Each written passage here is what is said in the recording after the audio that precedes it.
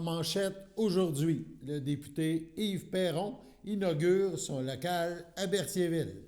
Bonjour à tous et bienvenue à votre bulletin d'information diffusé sur les ondes de CTRB, votre télévision locale et régionale. Aujourd'hui, 20 février 2026, Alain Belle-Humeur au pupitre. Hier soir, devant de nombreuses personnes, Yves Perron, le député de Berthier-Masquinongé, a ouvert son point de service de Berthierville, un nouveau local. Ce local est situé sur la rue Notre-Dame, près du Family Prix. Ces bureaux serviront à offrir aux citoyens, a-t-il mentionné, un point de rencontre avec le député dans la partie ouest de son comté. On rappelle que le comté de Berthier-Masquinongé est immense. On écoute le député Yves Perron nous parler de sa décision de s'installer aussi à Berthierville. De plus, il en a profité pour parler un peu politique, comme c'est à son habitude. Berthier-Masquinongé, ça n'a pas l'air si grand que ça. Puis quand tu compares notre territoire à, mettons, la Côte-Nord, ça a même l'air petit. Sauf que la différence, c'est que dans les territoires comme la Côte-Nord, tu as 3 villes, mettons, dans lesquelles tu vas avoir une couple d'heures de déplacement entre chacune, mais il y a des densités de population. Puis sur le reste du territoire, tu as peu de gens. Berthier-Masquinongé a la particularité d'abord d'être la zone plus rurale ou agricole entre chacune des villes qui nous entourent. On touche à Joliette, mais on ne l'a pas. On touche à Repentigny, mais on ne l'a pas. On touche à Trois-Rivières, mais on ne l'a pas. On touche à Shawinigan, mais on ne l'a pas. Fait que nous, on est l'étendue rurale au milieu de tout ça, le meilleur de tous les mondes. Hein? On part de la beauté du fleuve au sud jusqu'à la magnificence des forêts au nord et des beaux lacs de pêche. On a toute la beauté du monde, les terres agricoles riches et magnifiques. C'est une magnifique circonscription qui demande beaucoup de déplacements. Et vous comprendrez que je dois avoir un bureau dans chacune de ces régions-là que je couvre, donc un bureau en Mauricie et un bureau dans Lanaudière. Nous avions, depuis mon élection en 2019, plus un point de service qu'un bureau dans Lanaudière à Lavaltrie, dans les bureaux de Action Famille, qui est une organisation communautaire. J'aimais la formule parce que ça donnait un petit loyer à une organisation communautaire à chaque mois. L'inconvénient, c'est que on devait appeler pour réserver un espace, parce que les autres, évidemment, ils utilisaient les bureaux quand nous, on n'était pas là. Il y avait des enjeux de stationnement, puis qu'en bout de piste, on ne l'a pas beaucoup utilisé. On donnait beaucoup plus les rendez-vous à Louisville, dans le bureau de Louisville. D'ailleurs, mais au point important, ça a suscité des inquiétudes quand même, l'ouverture du bureau de Berthier. Hein? Dans la portion Mauricie, là, les gens faisaient là, vous allez quitter Louisville. Vous ne quittez pas Louisville. Nous ne quitterons jamais Louisville. Nous ne quitterons jamais la Mauricie. Parce que regardez, là, quelqu'un qui habite à Saint-Mathieu-du-Parc, j'ai dit, je te donne un rendez-vous au bureau à Berthier. Ça commence à faire un petit bout. Fait qu'il il faut avoir un bureau dans chacun. Donc, le bureau existant à Louisville, que vous connaissez probablement tous, va demeurer, existe là encore, va peut-être changer d'emplacement en 2027, qui va être la fin de notre bail là-bas, mais va toujours demeurer un poste. Le bureau de Louisville va exister toujours. Mais on a décidé d'ouvrir un véritable bureau dans la portion Lanaudière, qui, comme vous l'avez remarqué, ça paraît un petit peu moins ce soir, mais qui est quand même beaucoup plus spacieux que celui de Louisville. Tu sais, tout dépend de l'utilisation que tu fais de l'espace qui est disponible. Hein? Alors, c'est ça l'histoire du bureau ici. Donc, c'est une belle histoire. On est content d'être ici, toujours sur la 138. Donc, on est sur la main, on est accessible au public et à un ou à l'autre des bureaux. Vous pouvez toujours obtenir un rendez-vous n'importe quel jour de la semaine. On est là pour vous servir. Puis moi, je vois, puis mon équipe, c'est la même philosophie, sinon je les engage pas, ou sinon ils restent pas. La philosophie, c'est qu'on est en service public. On est en service public, donc on se doit d'être disponible. On a publié récemment un horaire d'ouverture des 2 bureaux sur les réseaux sociaux parce qu'il faut quand même qu'on partage le petit personnel entre les 2 espaces, ce qui était moins le cas avant. Fait que là, on restreint un peu les heures d'ouverture officielles, entre guillemets, mais sachez qu'à tout moment, vous pouvez demander un rendez-vous à votre député, n'importe quel jour, puis on va s'arranger pour être dans le bon bureau qui répond à votre réalité à vous. C'est ça qui est essentiel de comprendre. Donc, voici pour l'histoire des bureaux. On voulait faire un événement festif où est-ce qu'on pouvait échanger.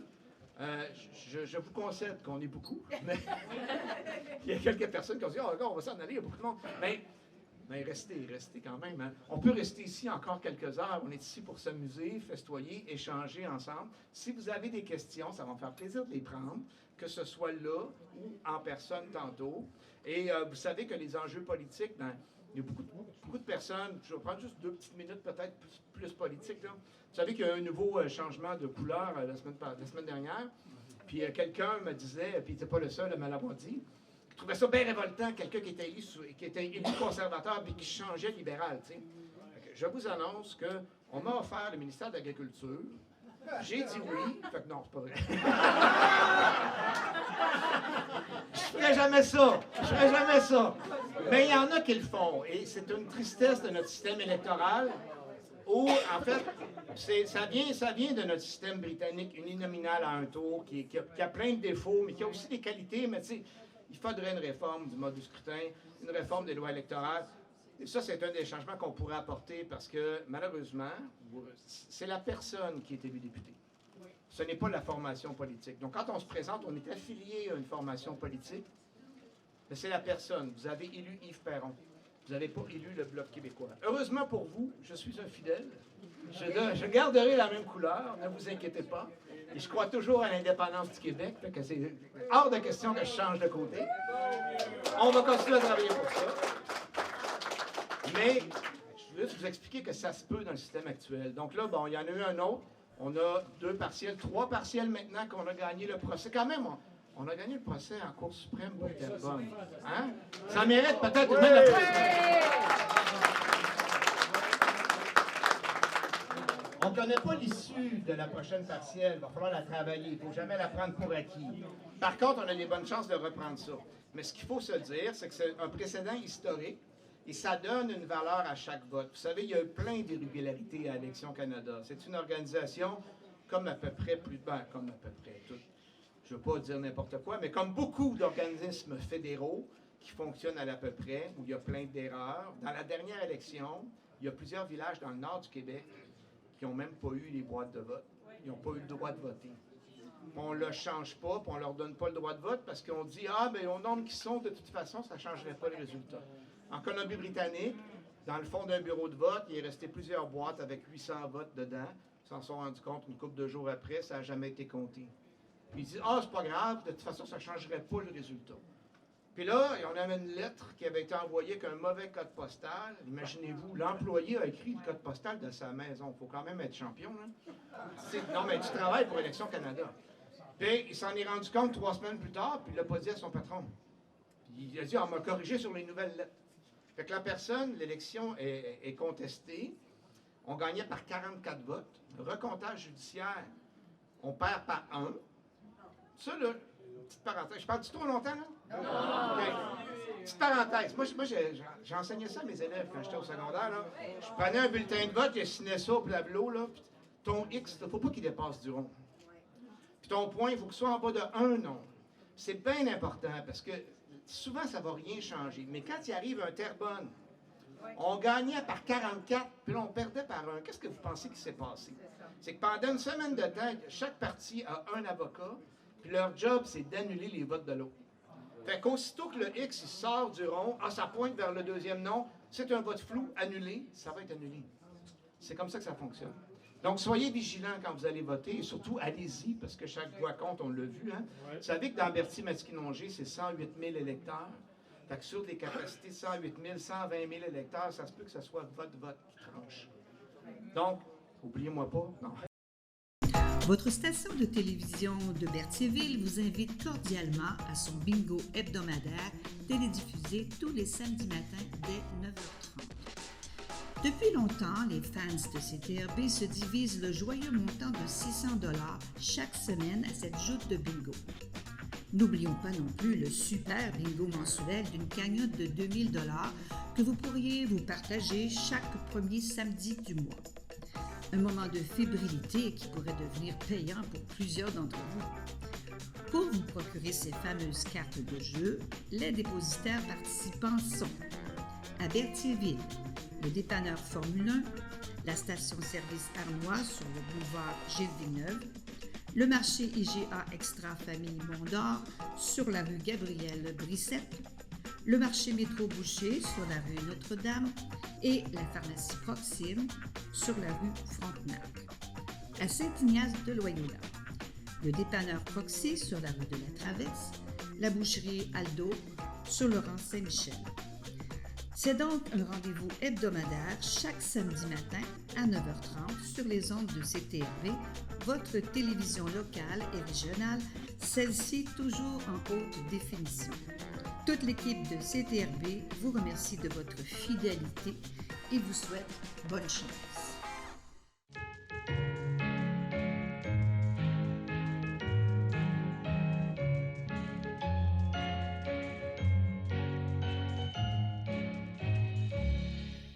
Voici donc les anniversaires pour aujourd'hui, 20 février, mais aussi pour ce week-end. La FADOC de l'île du Pas désire souhaiter bonne fête à Irène Megra, Pierre Gendron, Annie Cournoyer et Ghislain Julien.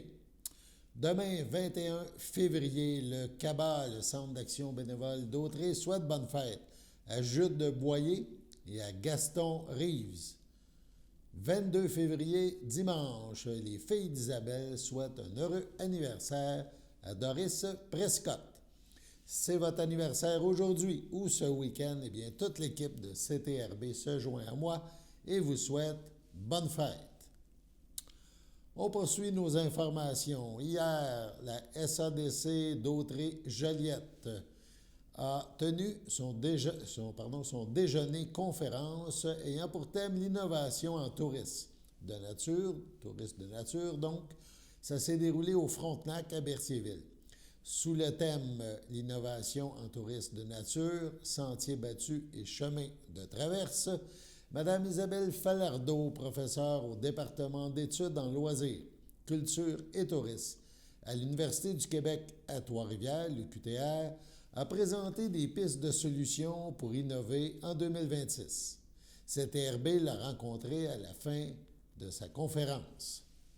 En compagnie d'Isabelle Falardeau, qui est professeure à l'UQTR en tourisme, on a eu aujourd'hui une conférence sur l'innovation, sortir des sentiers battus.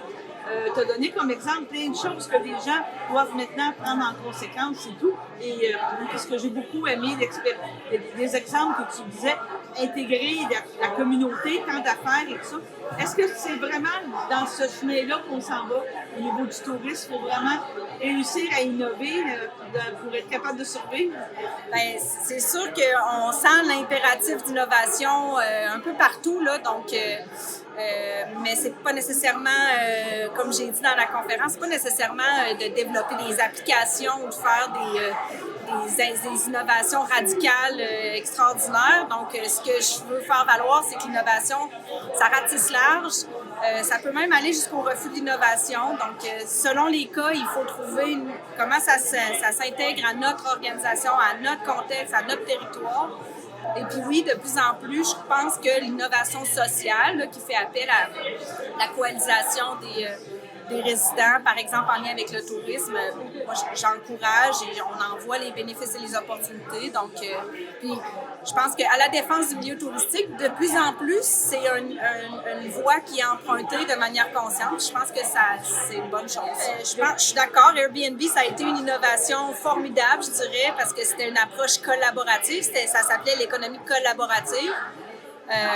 Avec sa grande évolution, ça a été complètement récupéré par le système capitaliste. Donc, est-ce que c'est de l'innovation? Probablement, à certains égards, parce que ça a révolutionné beaucoup de choses. Est-ce que ça veut dire que c'est bon dans tous les sens, avec tous ses effets? Non. C'est ça. Il y a une conscience à créer. Il y a une part de responsabilité des touristes, mais beaucoup aussi de législation.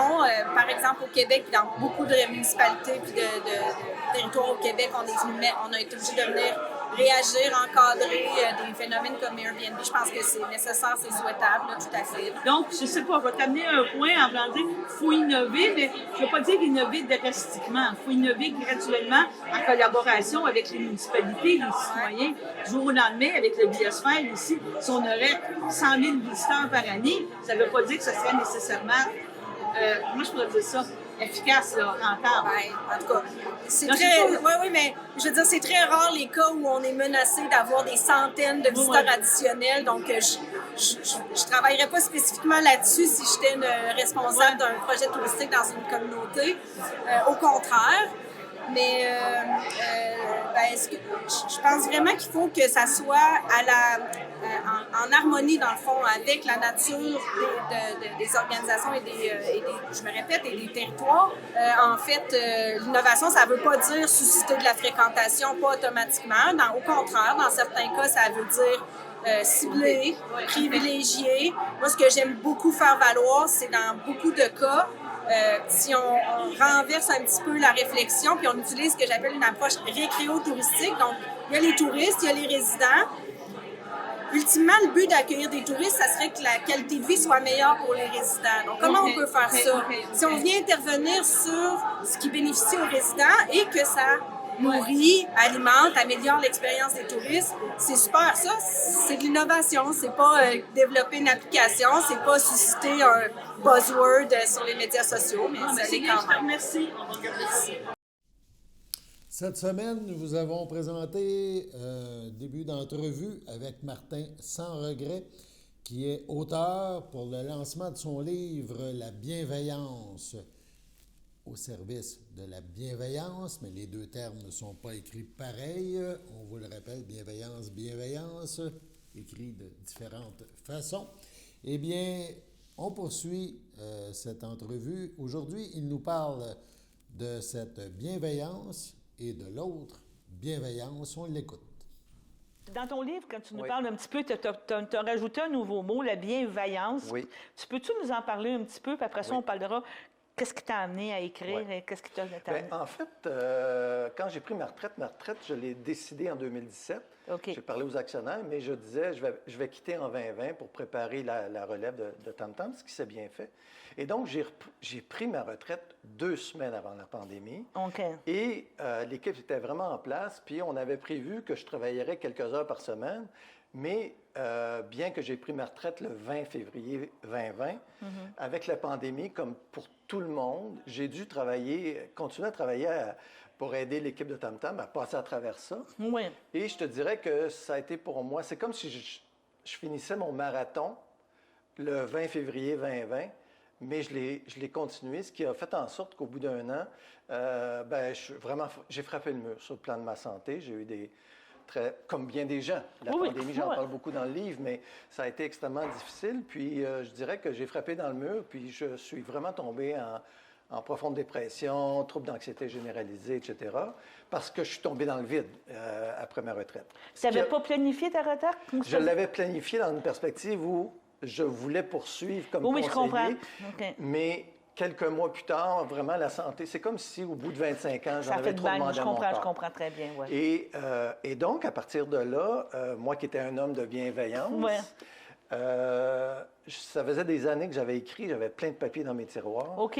Puis, à travers ce cheminement-là de ma dépression, de cette période-là très difficile dans ma vie, ben, j'ai été aidé par un psychologue.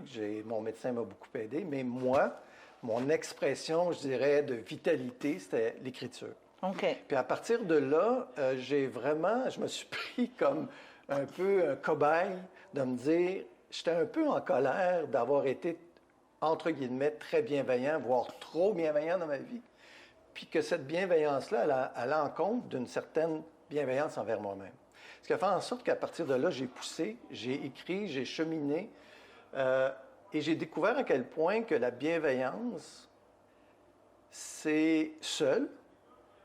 C'est bon, bien sûr, sur le plan humain. Oui. On a tous besoin de bienveillance comme on a besoin Mais on est peut-être trop gentil à un moment donné. La gentillesse, je trouve ça intéressant, Daniel, tu me parles de gentillesse, parce que c'est la grande confusion entre... Beaucoup de gens pensent que la bienveillance, c'est d'être gentil. OK. La gentillesse peut s'intégrer dans la bienveillance, mais ce n'est pas un synonyme. OK. La bienveillance, comme j'en parle dans mon livre, quand on décortique un mot, un petit peu le mot bienveillance, c'est dans le mot bienveillance, il y a bien sûr, mais il y a veillance qui dans le fond, je résume pour l'entrevue qu'on a. Dans le fond, dans le mot bienveillance, il y a 2 actions, il y a 2 intentions. Faire du bien. Prendre soin d'eux, prendre soin de l'autre et aussi veiller à. Veiller à, il y a une notion là-dedans de reprendre vie, d'être disponible pour faire en sorte que, au-delà de prendre soin de la personne, momentanément comme telle, c'est important d'essayer de lui donner une énergie vitale, de lui donner une énergie de vie qui fait en sorte que pour moi, et là je résume, Non, mais c'est bien bien. sûr, j'ai découvert à quel point la bienveillance était aussi comme le yin et le yang. Cette deux notions-là qu'on connaît tous sur le plan de la spiritualité, mais qui est reconnue sur le plan de la science, c'est comme parler du positif-négatif. Bien, le yin et le yin, c'est une énergie féminine. Puis j'avais découvert que la bienveillance, bien, c'était l'énergie féminine. Le caring, le prendre soin. Et le yang, je cherchais le yang, le côté très énergie masculine. Ce qui m'a amené à découvrir à quel point la vaillance est un mot bien connu, qu'on retrouve dans le dictionnaire. Puis quand on dit que quelqu'un est vaillant, c'est quelqu'un qui travaille fort, c'est quelqu'un qui a du courage, c'est quelqu'un qui est déterminé, mais surtout, quelqu'un de vaillant, c'est quelqu'un qui a vraiment quelque chose qui le pousse à réaliser un toujours projet travailler, je comprends. par motivation, Non, je comprends. par un sens de quelque chose. Fait qu'à partir de là, j'ai vraiment découvert que dans la vie, tout être humain, non seulement a besoin pour lui-même de bienveillance, mais aussi de faire épanouir sa capacité dans la bienveillance. OK. Et cette bienveillance-là, c'est de trouver qu'est-ce qui nous passionne dans la vie. Et faire en sorte qu'à travers ça, bien, comme le yin et le yang, des fois il y a plus de yin, puis des fois il y a plus de yang, à ce moment-là, ce qu'il faut faire comme individu, c'est au lieu d'aller jusqu'au bout de l'épuisement professionnel, c'est de dire à un moment donné, il faut que la bienveillance soit au service de la bienveillance. Prendre soin de soi. Parce que tu le sais, quand on est dans un avion puis qu'il y a un crash possible, la première affaire qu'il faut faire, c'est pas de s'occuper de son enfant, c'est de mettre le masque. Oui, je comprends. Donc, c'est dans ce sens-là que la bienveillance, oui, chez les autres, mais surtout aussi dans un bel équilibre, la bienveillance pour soi-même. Mais encore une fois, j'invite les gens à lire mon livre, bien sûr. Mais la bienveillance, c'est pas la gentillesse. Non. La bienveillance, on est là dans une dynamique d'avoir des liens où on se partage une dignité, où on se partage du respect, puis on se partage un sens de collaboration pour faire plus d'humanité dans nos vies. Puis ça, Dieu sait qu'on en a besoin.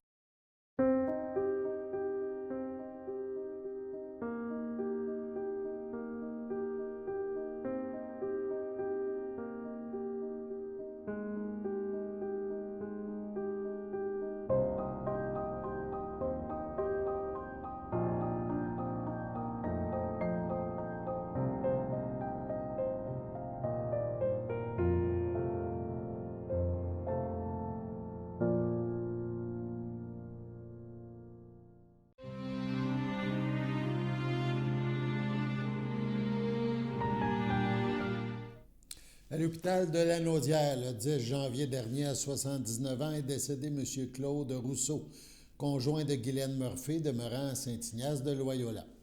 Il laisse dans le deuil, outre sa conjointe, ses enfants, Pierre Rousseau et Claude Rousseau Jr., Sylvie Préville, ses petits-enfants, Billy, Michael, Amaël, ses frères, sœurs, Nicole Rousseau, feu Jean-Claude Pouliot, feu Normand Rousseau, feu Serge Rousseau, Daniel Rousseau, Madeleine Fafard, Hélène Rousseau, Raymond Provost, François Rousseau, Sylvie Miron, Sylvie Rousseau, Jimmy Carter, ses beaux-frères et belles-sœurs, Normand Murphy, feu Jeanne d'Arc Maigrat, Roger Murphy, feu Donald Murphy, Danny Laforêt, Shirley Murphy, Fabrice Saint-Martin, Jerry Murphy, Dorothée Murphy, feu André Lecomte, feu Jimmy Murphy, ainsi que plusieurs neveux, nièces, autres parents et amis.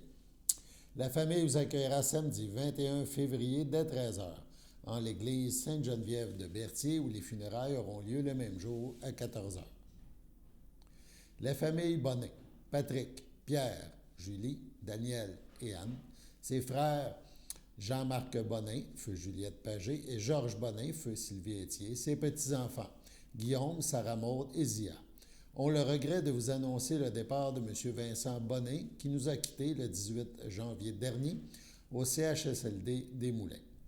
Paisiblement, il est parti rejoindre sa tendre épouse, feu Cécile Chrétien, ses parents, feu Mathias Bonnet et feu Florida Coulombe, Son frère Feu Léo Bonnet, ses sœurs Feu Lucie Bonnet et Feu Mariette Bonnet.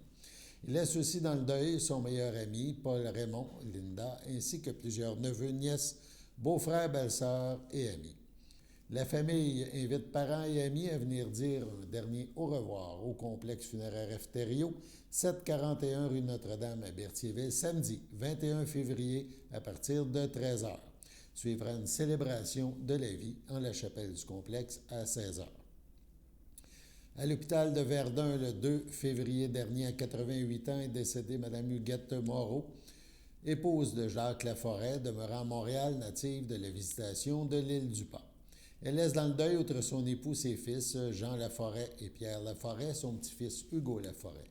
Sa sœur, ses beaux-frères et belles-sœurs, Michel Moreau, Pierrette Laforêt, feu Gilles Moreau, Gaétane Latour, feu Gérard Moreau, Paul Laforêt, Céline Sylvestre, Denise Laforêt, feu Gilles Milat, Raymond Perron, feu Claire Laforêt, ainsi que plusieurs neveux, nièces, autres parents et amis.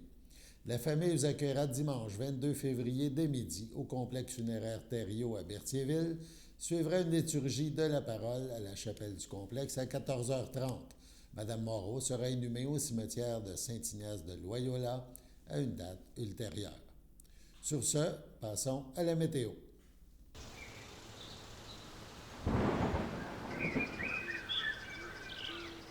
Bienvenue à votre météo de cette fin de semaine. Aujourd'hui, vendredi soir, ce sera de la faible neige, une température de moins 100, un temps ressenti de moins 16, environ 1 cm de neige. Vendredi nuit, ce sera quelques flocons, une température de moins 13, un temps ressenti de moins 23, environ 1 cm de neige. Samedi matin, ce sera ensoleillé avec passage nuageux, une température de moins 13, un temps ressenti de moins 23. Samedi après-midi, ce sera ensoleillé, une température de moins 5, un temps ressenti de moins 11. Samedi soir, ce sera dégagé, une température de moins 9, un temps ressenti de moins 16. Samedi nuit, ce sera généralement dégagé, une température de moins 13, un temps ressenti de moins 21.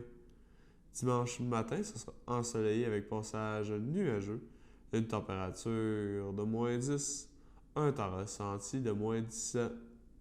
Dimanche après-midi, ce sera nuageux avec éclaircies, une température de moins 2, un temps ressenti de moins 7. Dimanche soir, ce sera plutôt nuageux, une température de moins 6, un temps ressenti de moins 13. Dimanche nuit, ce sera nuageux avec éclaircies, une température de moins 9, un temps ressenti de moins 17. Et voilà, c'était tout pour votre météo.